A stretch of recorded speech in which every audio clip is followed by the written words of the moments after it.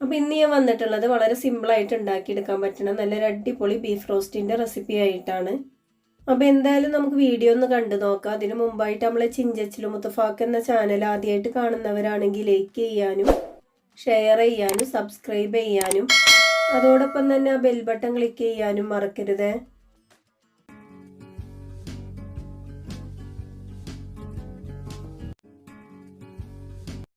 Beef roast ഉണ്ടാക്കിയെടുക്കാനായിട്ട് ഞാനിവിടെ ഒരു cooker എടുത്തിട്ട് അതിലേക്ക് ബീഫ് ഇട്ട് കൊടുത്തിട്ടുണ്ട്. ഇനി ഇതിലേക്ക് വേണ്ട മസാലപ്പൊടികൾ ചേർത്ത് കൊടുക്കുക. 1 ടീസ്പൂൺ മഞ്ഞൾപ്പൊടി, 2 ടീസ്പൂൺ കുരുമുളക് പൊടി, 1.5 ടീസ്പൂൺ കല്ലുപ്പ്. ഇനി ഇതെല്ലാം കൂടെ നന്നായിട്ടൊന്ന് മിക്സ് ചെയ്തെടുത്തതിന് ശേഷം 1 ഗ്ലാസ് വെള്ളം ചേർത്ത് കൊടുക്കുക. ഇനി കുക്കറൊന്ന് അടച്ച് വെച്ചതിന് ശേഷം 7 വിസിൽ വരുന്നവരെ ഒന്ന് വേവിച്ചെടുക്കുക.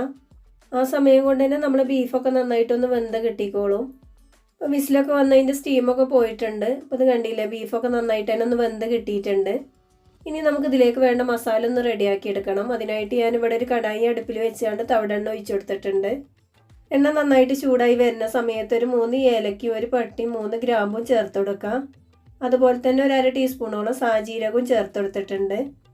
ഇനി ഇതിലേക്ക് ഒരു കുടം വെളുത്തുള്ളി തൊലിയോട് കൂടി ചതച്ചെടുത്തത്, ഒരു കഷ്ണം ഇഞ്ചി ചതച്ചത്, ഒരു 20 ചെറിയ ഉള്ളി ചതച്ചതും കൂടെ ചേർത്ത് കൊടുക്കുക. ഇനി 2 തണ്ട് കറിവേപ്പില ചേർത്തതിൻ്റെ ശേഷം ഈ ഉള്ളികളൊക്കെ ഒരു പച്ചച്ചോവ് മാറുന്നത് വരെ നന്നായിട്ട് തന്നെ ഒന്ന് വാട്ടിയെടുക്കുക.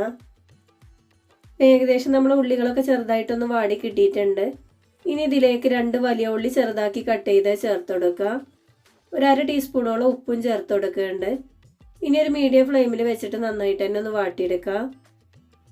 അത് കണ്ടില്ലേ, നമ്മളെ ഉള്ളിയൊക്കെ നന്നായിട്ട് തന്നെ ഒന്ന് വാടി കിട്ടിയിട്ടുണ്ട്.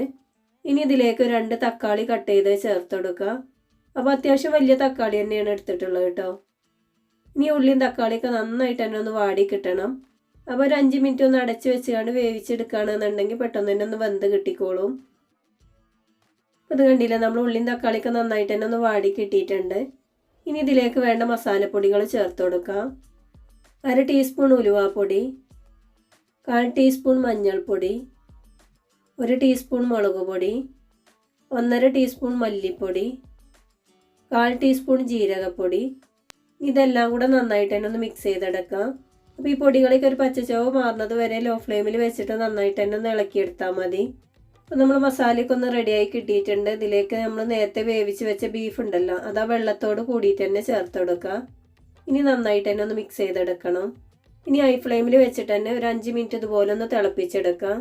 ആ സമയം കൊണ്ട് തന്നെ ബീഫും മസാലയൊക്കെ നന്നായിട്ടൊന്ന് സെറ്റായി കിട്ടിക്കോളും.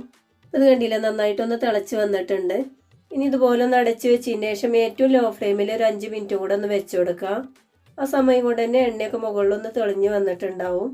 ഇനി ഇതിലേക്ക് ഒരു 1/2 ടീസ്പൂൺ വീതം ഗരം മസാലപ്പൊടിയും കുരുമുളക് പൊടിയും കൂടെ ചേർത്ത് കൊടുക്കുക. അതുപോലെ തന്നെ 2 പച്ചമുളക് കട്ട് ചെയ്തതും 2 തണ്ട് കറിവേപ്പിലയും കൂടെ ചേർത്ത് കൊടുത്തതിന് ശേഷം നന്നായിട്ട് തന്നെ ഒന്ന് മിക്സ് ചെയ്തെടുക്കുക. ഇനി ഫ്ലെയിം ഓഫ് ചെയ്യുക.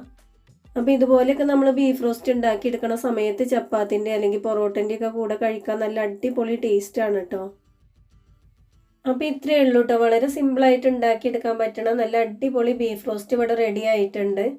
അപ്പോൾ എന്തായാലും എല്ലാവരും ഇതുപോലെ ഒന്ന് ഉണ്ടാക്കിയെടുക്കുന്ന സമയത്ത് നിങ്ങൾക്ക് ഈ റെസിപ്പി ഇഷ്ടപ്പെടുകയാണെന്നുണ്ടെങ്കിൽ നിങ്ങളുടെ അഭിപ്രായങ്ങളൊക്കെ ഒന്ന് കമൻസിലൂടെ അറിയിക്കാൻ മറക്കരുത്. അപ്പം ഞാൻ എന്നും പറയണ പോലെ തന്നെ നമ്മുടെ ചിഞ്ചച്ചിലു മുത്തഫാക്കിലെ വീഡിയോസ് നിങ്ങൾക്ക് ഇഷ്ടപ്പെടുകയാണെന്നുണ്ടെങ്കിൽ ലൈക്ക് ചെയ്യാനും ഷെയർ ചെയ്യാനും മറക്കരുത്. അതുപോലെ തന്നെ നമ്മളെ ചാനൽ ആദ്യമായിട്ട് കാണുന്ന ഒരാളാണെന്നുണ്ടെങ്കിൽ ആ റെഡ് സബ്സ്ക്രൈബ് ബട്ടൺ ഒന്ന് ക്ലിക്ക് ചെയ്തതിന് ശേഷം ബെൽ ബട്ടൺ ഓൾ തന്നെ ക്ലിക്ക് ചെയ്യുക. എങ്കിലേ ഞാനിടുന്ന വീഡിയോസിൻ്റെ നോട്ടിഫിക്കേഷൻ നിങ്ങൾക്ക് കിട്ടുള്ളൂ.